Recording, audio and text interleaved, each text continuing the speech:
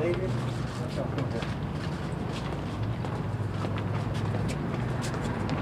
It's going it's going to be very brief. We're not going to take any questions. The case has been reset to November the 4th for motions and stuff. The state has said they're going to ask this judge to be recused. They're filing a formal written motion today. So the judge will have to have a hearing by another judge and whether or not this judge will be recused or not. Absent that, the judge indicated from the bench that if he is allowed to remain on the case, that he is try to have it on the docket of December the 1st. That's not in stone or anything. That's still to be determined by the judge. I want to tell everybody, look, this is a really good man that I'm incredibly proud to represent.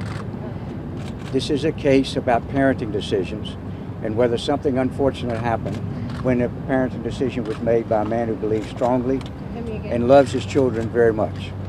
We've been taking a good deal of stories that have a different side of him.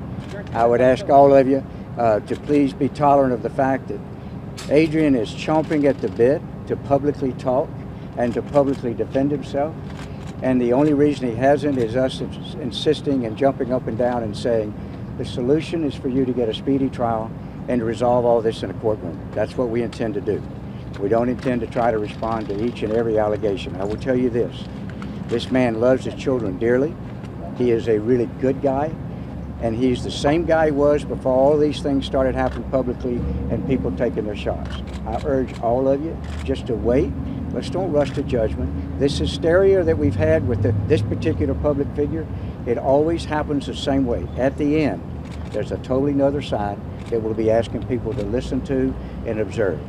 I'm confident that when people hear and see the real Adrian, he'll be the same person before all this ever happened in other people's perception. Go through, fellas. Jim, right over here. Here we go. Jim, and then, yeah.